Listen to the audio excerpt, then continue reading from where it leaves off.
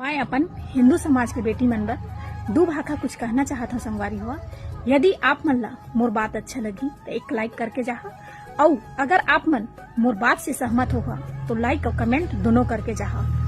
तो कहते ना संगवारी हुआ, मोर हिंदू समाज के बेटी मन ला पूजा पाठ के नहीं बल्कि शिक्षा की जरूरत है। काबर की कल को अगर कोई जगह आप मन नौकरी मांगे बर जहा ना, तो आप मन के पूजा पाठ के हिस्ट्री देख के नहीं बल्कि आप मन के डिग्री देख के नौकरी दिए जा है। आप मन के इच्छा ला तो आंखें दिखाया जा सकते मगर शिक्षा ला नहीं। घर में दिया जलाए से केवल अंगना उजाला होगी, मगर मन में ज्ञान के दिया जलाए से पूरा दुनिया उजाला होगी।